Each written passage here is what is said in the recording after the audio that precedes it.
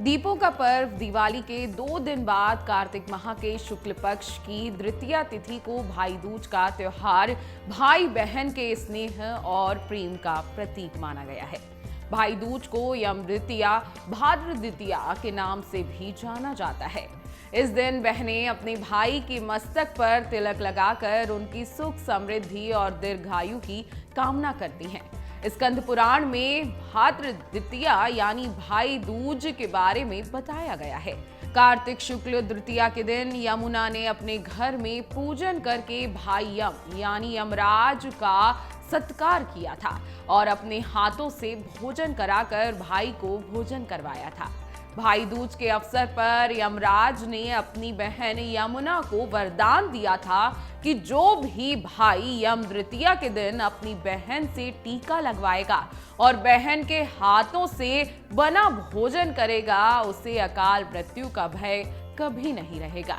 ऐसी मान्यता है कि आज के दिन जो भाई बहन मथुरा में यमुना जी के विश्राम घाट पर स्नान करने जाते हैं, उन्हें अकाल मृत्यु का भय बिल्कुल नहीं रहता और उनका स्वास्थ्य बेहद उत्तम बना रहता है। हालांकि आप में से कई बहन भाई दूर रहते होंगे या किसी कारण भाई बहन के पास नहीं जा पा रही होगी या बहन भाई के पास नहीं जा सकता होगा। ऐसे में सवाल ये आता है कि भाई से दूर होकर भाई दूज कैसे मनाई जाए। ऐसे में हम आपको बताते हैं कि इस बारे में ज्योतिषाचार्य और पंडित जी क्या कहते हैं। अगर भाई है दूर तो आपको कैसे पूजा करनी है। सबसे पहले बता दें कि भाई दूज के दिन बहनें सुबह ही उठ जाएं ताकि सब काम जल्दी से हो सके, क्योंकि मान्यता है कि जब तक बहन भाई को तिलक नहीं करती कुछ खाती नहीं है। इसलिए स्नान आदि कर पूजा पाठ वाले स्थान की सफाई करें और गंगा जल से उसे शुद्ध कर लें। आपके जितने भी भाई हैं, 1, 2, 3, उन सभी के नाम का नारियल या जिसे गोला भी कहा जाता है वो ले लें। एक चौकी लें और उस पर गंगा जल छिड़कें। फिर उसके बाद चौकी पर पीला वस्त्र बिछाएं।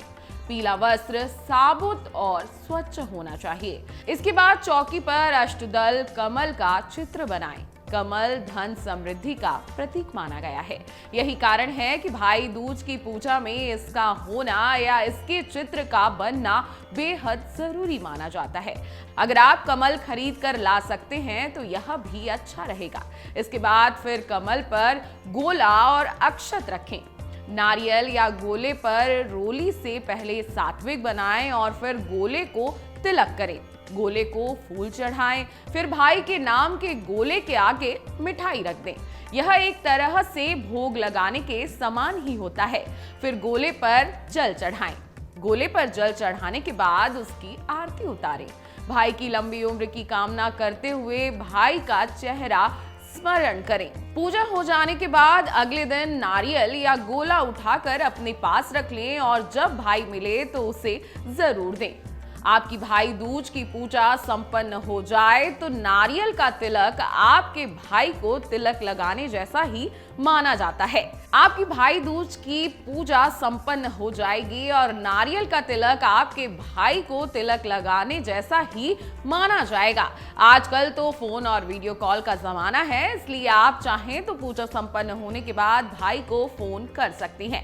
टीका लगाने का शुभ मुहूर्त क्या है ये भी जान लीजिए। आपको बता दें कि भाई दूज में भाई को तिलक करने का शुभ मुहूर्त आज 10:40 से दोपहर 12 बजे तक का ही है। इसलिए आप 10:40 से दोपहर 12 बजे तक भाई को तिलक जरूर लगा दें, या भाई दूर है तो गोले को इस मुहूर्त में तिलक जरूर लगा दें।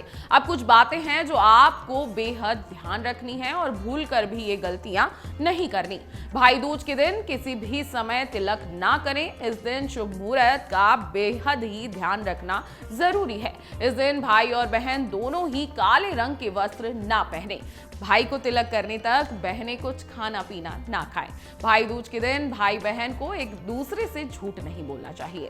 इस दिन मांस मदिरा का सेवन भी नहीं करना चाहिए। अच्छे मन से और सच्चे मन से आप भगवान से प्रार्थना करें कि आपका भाई बहनों का जोड़ा ऐसा ही बना रहे और सदा आपका भाई तरक्की करे और खुशियां उसके जीवन में आए। अगर आपको हमारा ये वीडियो पसंद आया हो तो हमारे चैनल जीवांजलि को सब्सक्राइब करें